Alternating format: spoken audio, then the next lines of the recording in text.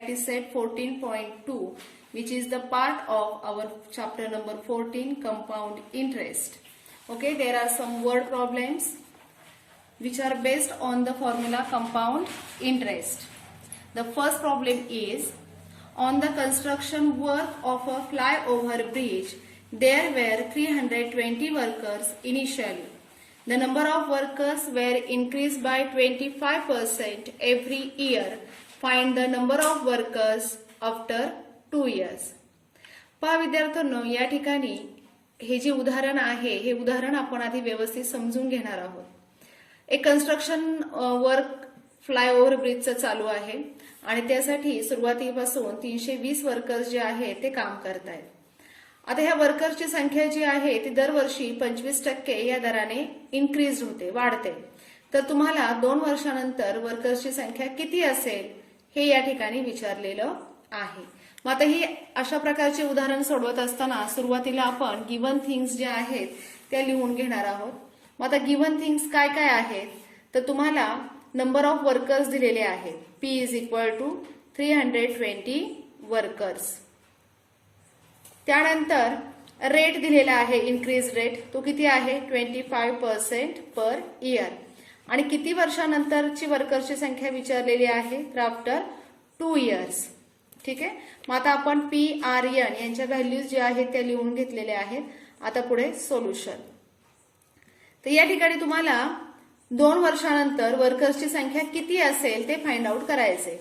मग त्यासाठी आपण फॉर्म्युला लिहून घेतला. A = P in bracket 1 + R/100 raised to n. तर P म्हणजे किती आहे 320 आहेत. 1 + R ची व्हॅल्यू 25/100 raised to 2. आता या ठिकाणी पहा 25/100 आहे, भाग जाईल 25 एके 25, 25 चोक 100. पुढे 320 इन ब्रॅकेट 1 + 1/4 raised to 2. आता इथे छेद समान करून घ्यायचे म्हणजे अंश आणि छेद यांना दोघांनाही आपण काय करणार आहोत 4 ने गुणणार आहोत. कारण छेद किती असणार आहे इथे 1 असणार आहे. काहीच नाही म्हटल्यावर काय असेल 1 असेल. म्हणजेच आपण छेदालाही 4 ने गुणणार आणि अंशालाही 4 ने गुणणार. मध्ये गुणल्यानंतर इथे वरती किती येतील 4 + 1 छेद 4 त्याचा घातांक 2. पुढे 320 गुणिले 5/4 कंसाचा घातांक 2. 320 गुणिले 5चा वर्ग किंवा 5चा 2 वेळा गुणाकार आणि खाली 4चा 2 वेळा गुणाकार. 320 गुणिले 25/16. 4चा वर्ग किती येतो 16. मग इथे 16 ने भाग जातो पहा. 16 एके 16, 16 दुने 32, 20चा भाग गेलेला आहे. आणि 20 गुणिले 25 बरोबर किती 25 दुने 50 आणि एक शून्य आहे तसंच म्हणजे 500. तर खाली तुम्ही काय लिहिणार आहात after 2 years. Therefore, after 2 years, the number of workers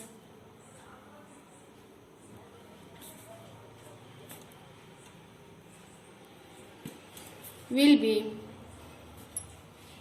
किती असतील 500. ओके, समजले सर्वांना. सेकंड एक्झाम्पल आहे पहा. A shepherd has 200 sheep with him. Find the number of sheep with him after 3 years if the increase in number of sheep is 8% every year. आता ह्या practice set मध्ये असणारे हे जे उदाहरण आहे हे उदाहरण आणि त्याचा खाली दिलेला आन्सर हे मॅच होत नाही. कारण हे उदाहरण जे आहे हे बाय मिस्टेक म्हणजे थोडीशी चुका त्यामध्ये आहेत. त्यामुळे आपण इथे एक चेंज करून घेणार आहोत. 2 इयर्सच्या ऐवजी आपण इथे काय घेणार आहोत 3 इयर्सच्या ऐवजी आपण इथे 2 इयर्स करणार आहोत आणि 8%च्या ऐवजी आपण इथे 10% घेणार आहोत. तुम्ही जर हे उदाहरण ह्या आधीच्या दिलेल्या व्हॅल्यूनुसार सोडवलं तर हे उत्तर किंवा हे प्रश्न जो आहे तो खालच्या उत्तराशी मॅच होत नाही आणि हे उदाहरण थोडंसं सोडवायला पण कॅल्क्युलेशन फारच किचकट आहे. त्यामुळे आपण ह्या उदाहरणामध्ये 2 इयर्स घेतो आहोत आणि पर्सेंटेज किती घेत आहोत 10% घेत आहोत. ठीक आहे, आले लक्षात. मग आता उदाहरण व्यवस्थित समजून घेऊयात. आधी एक जो मेंढीपाळ आहे त्याच्याकडे 200 मेंढ्या आहेत आणि ह्या मेंढ्या ज्या आहेत त्या दरवर्षी 10% इतक्या दराने काय होत आहे त्याच्याकडे वाढतायत, तर 2 वर्षानंतर एकूण मेंढ्यांची संख्या किती असेल असा हा प्रश्न आहे. तर मग या ठिकाणी आपल्याला ज्या व्हॅल्यूज दिलेल्या आहेत त्या व्हॅल्यूज आधी आपण लिहून घेणार आहोत. काय काय दिलेलं आहे. Second example, P is equal to काय आहे 200 आहे. R is equal to increase rate किती आहे 10% आहे आणि यांची व्हॅल्यू जी आहे ती किती आहे 2 इयर्स आहे. हा चेंज आपण उदाहरणामध्ये करून घेतलेला आहे. मग आता सोल्युशन इथे आपण गिव्हन असं लिहिणार आहोत. गिव्हन थिंग्स आहेत ह्या सेकंड एक्झाम्पल मधल्या आणि आता सोल्युशन आपण लिहिणार आहोत. फॉर्म्युला आपला A is equal to P in bracket 1 plus R upon 100 raise to N. आता P ची व्हॅल्यू किती आहे 200 इन ब्रॅकेट 1 प्लस R ची value 10 upon 100 raise to N म्हणजेच 2. पुढे 200 इन ब्रॅकेट 1 प्लस आता इथे पहा 10 एके 10 10 10 100 म्हणजे 1/10 त्याचा घातांक 2 होणार आहे. 200 कंसामध्ये आता इथे छेद समान करून घ्यायचे म्हणल्यावर आपण 1 ला कितीने गुणणार आहोत 10 ने. 10 अधिक 1/10 त्याचा घातांक 2. 200 in bracket 11 upon 10 raise to 2 is equal to 200 into 11 into 11 upon 10 into 10. 200 into 11 चा वर्ग किती येतो 121 अपॉन 100. मग आता 0 0 कॅन्सल. मग 121 गुणिले 2 जर तुम्ही केलं तर उत्तर काय येणार आहे तुमचं 242.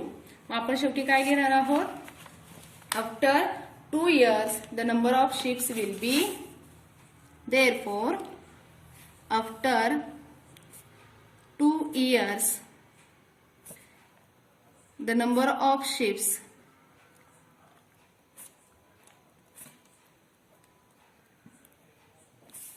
will be 242. ठीक आहे. थर्ड एक्झाम्पल आता आपण पाहणार आहोत. थर्ड एक्झाम्पल आहे पहा. In a forest there are 40,000 trees.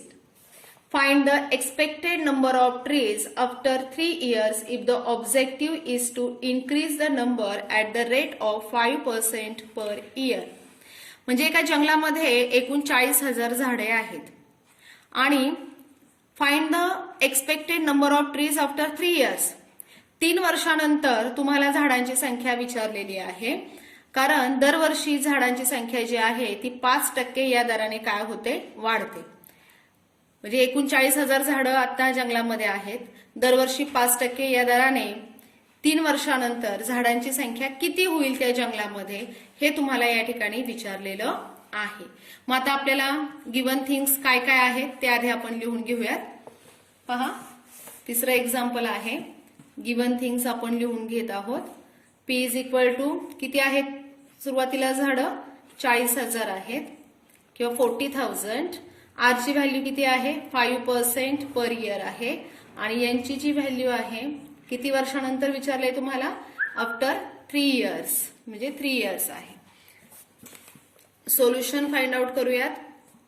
Formula तुम्हाला माहिती आहे. A is equal to P in bracket 1 plus R upon 100 raise to N.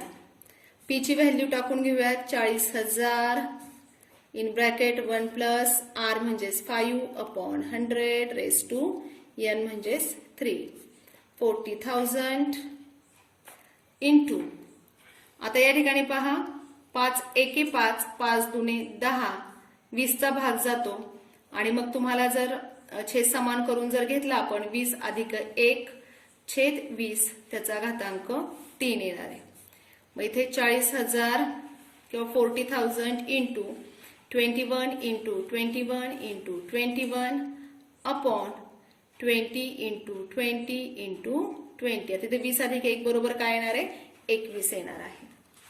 मग आता 1 0 कॅन्सल होतील पहा. दुसरा 0 इथे कॅन्सल. हा तिसरा इथे कॅन्सल. म्हणजेच 40 इंटू 21 जर तुम्ही क्यूब केला तर तो येतो 9260 1 इतका अपॉन 2चा जर घन केला तर तो येतो 8 किंवा 2चा क्यूब केल्यानंतर आपला आन्सर मिळतं 8.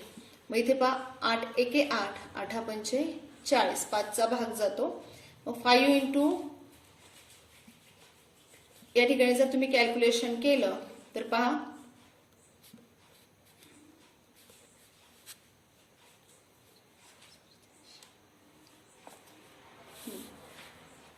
5 इंटू 9261 जर तुम्ही केलं तुम्हाला आन्सर काय मिळणार आहे 46,305. देअरफोर मग तुम्ही खाली काय लिहिणार आहात therefore after 3 years the number of trees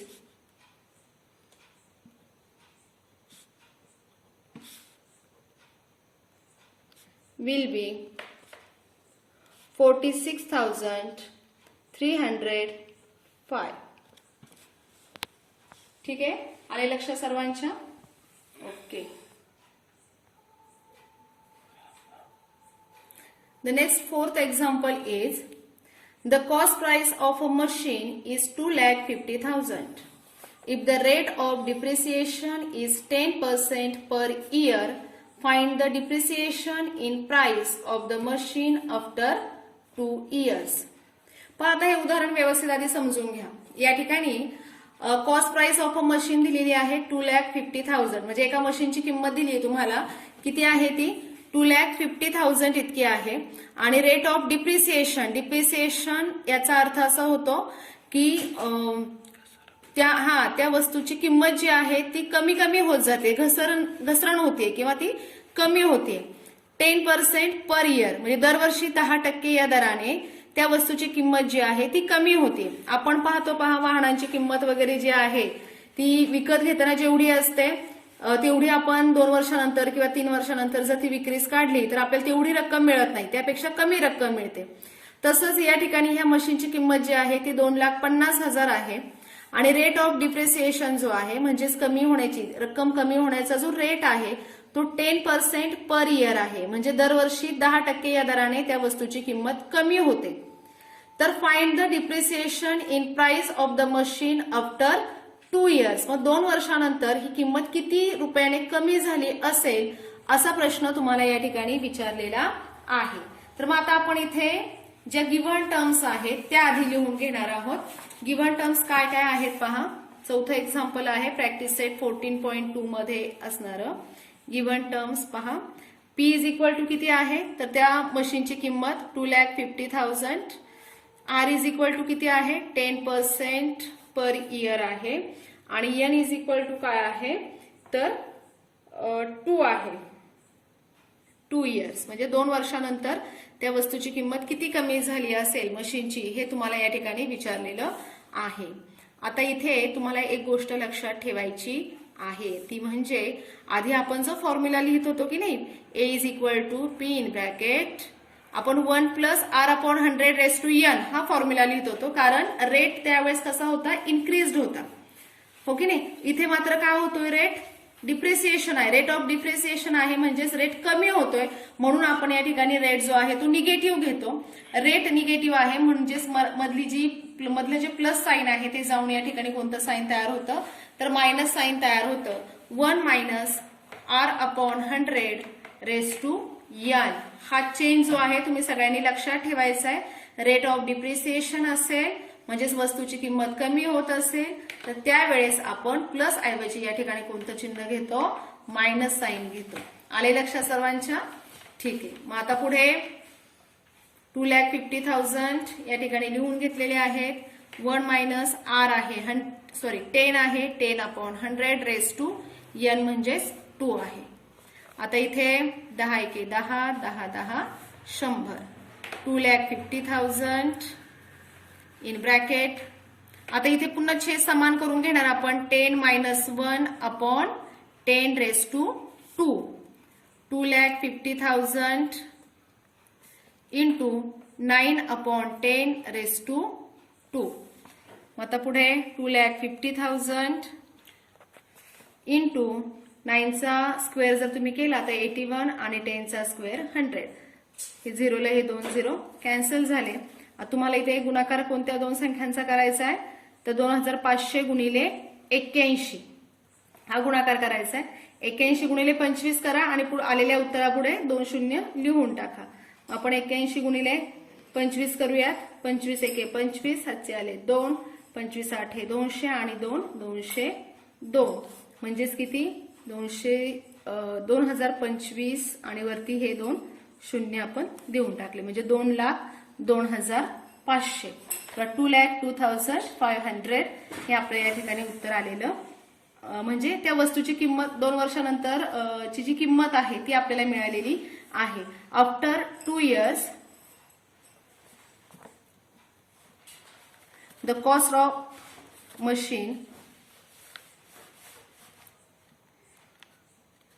of machine will be 2,02,500 rupees 2,02,500 इतकी आलेली आहे. तर मग कितीने कमी झाली आहे हे काढायचे आपल्याला. म्हणजे त्या वस्तूची किंमत आपल्याला कितीने कमी झाली आहे हे या ठिकाणी विचारलेलं आहे. त्यामुळे सुरुवातीची वस्तूची किंमत किती होती, फर्स्ट प्राइस काय होती त्याची, first cost price minus second cost price. पहिल्यांदा किती होती किंमत, तर ती होती 2,50,000 इतकी होती, मायनस सेकंड क्रॉस प्राइस किती झाली त्याची 2,02,500 इतकी झालेली आहे. आणि मग शेवटी यांचं जर तुम्ही वजाबाकी केली तर तुमच्या लक्षात येईल वजाबाकी किती येणार आहे, तर 47,500 रुपीज. म्हणजे कितीने त्या वस्तूची किंमत कमी झालेली आहे, किती रुपयांनी, तर 47,500 रुपीजने ती वस्तूची किंमत जी आहे, त्या मशीनची किंमत जी आहे ती घसरलेली आहे किंवा कमी झालेली आहे. आले लक्षात. अशा पद्धतीने आपण हे the next 5th example is find the compound interest if the amount of certain principal after 2 years is rupees 4,036.80 at the rate of 16 PCPA. उदाहरण व्यवस्थित समजून घ्या. पहा, तुम्हाला कंपाऊंड इंटरेस्ट फाइंड आउट करायचा आहे आणि अमाऊंट दिलेली आहे. सर्टन प्रिन्सिपल म्हणजे प्रिन्सिपल माहित नाही, अमाऊंट माहिती आहे. ती किती आहे, 4,036.80 इतकी आहे. आणि यांची व्हॅल्यू माहिती आहे ती आहे 2 years आणि रेट माहिती आहे तो आहे 16 PCPA. म्हणजे आधी आपल्याला काय फाइंड आउट करावी लागणार आहे, तर प्रिन्सिपल फाइंड आउट करावा लागणार आहे. मग प्रिन्सिपल फाइंड आउट केल्यानंतर आपल्याला कंपाऊंड इंटरेस्ट जो आहे तो काढता येणार आहे. तर मग आधी आपण प्रिन्सिपल फाइंड आउट करूयात. गिवन थिंग्स आधी लिहून घेऊयात. या ठिकाणी पी ची व्हॅल्यू किती आहे, पी ची व्हॅल्यू आपल्याला काढायची आहे. आर ची व्हॅल्यू जी आहे रेट तो किती आहे, तर तो आहे 16 PCPA इतका आहे. यांची व्हॅल्यू जी आहे ती 2 years आहे. आणि तुम्हाला अमाऊंट दिलेली आहे, अमाऊंट किती दिलेली आहे, रुपीज 4,036.80 इतकी दिलेली आहे. आणि आता आपल्याला प्रिन्सिपल जो आहे तो फाइंड आउट करायचा आहे, प्लस आपल्याला कंपाऊंड इंटरेस्ट जो आहे तोही फाइंड आउट करायचा आहे. मग आता सोल्युशन उदाहरण आपण हे सोडवून घेणार आहोत. फॉर्म्युला काय आपला, A is equal to P in bracket 1 plus R upon 100 raise to N. पुढे P ची व्हॅल्यू ती आपल्याला काढायची, त्यामुळे P आहे तसाच ठेवलाय. अमाऊंट दिलेली आहे आपल्याला ती लिहून घेऊयात 4,036.80. 1 प्लस R ची व्हॅल्यू आहे 16 अपॉन 100 रेस टू N म्हणजेच 2. आता इथे 4,036.80 आणि आपण दशांश चिन्ह काढून टाकलं म्हणजे गुणिले 100 केलं. छेदस्थानी काहीच नाही म्हणजे 1 आहे, 1 गुणिले 100 म्हणजे खाली काय होणार आहे, 100 हा छेद या ठिकाणी येणार आहे. P in bracket. आता इथे पहा, इथे काहीच नाही म्हणजे छेद 1 आहे, छेद समान करून घेतला आपण. 100 अधिक 16 छेद 100 त्याचा घातांक 2 किंवा 100 प्लस 16 अपॉन 100 रेस टू 2. पुढे 4,03,680 upon 100 is equal to P in bracket 116 upon 100 raised to 2. पुढे पहा,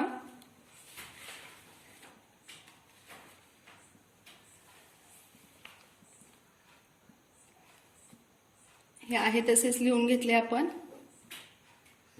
is equal to P into 116चा किती वेळा गुणाकार करणार? 2 टाइम्स आणि 100चा सुद्धा 2 टाइम्स.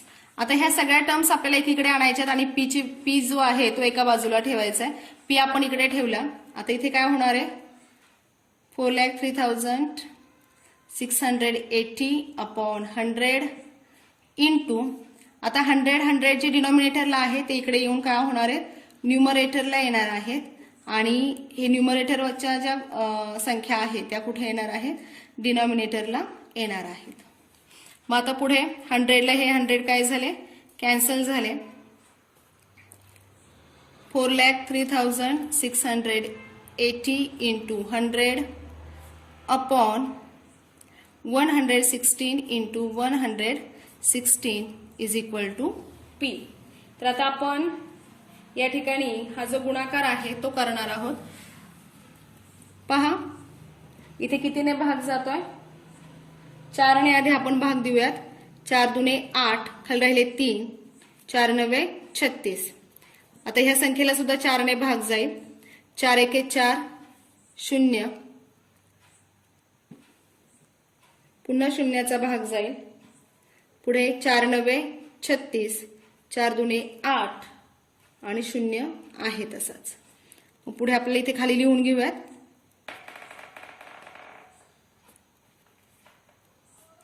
छेद 29 गुणिले 116. आता इथे पुन्हा 4 ने भाग जाईल. पहा,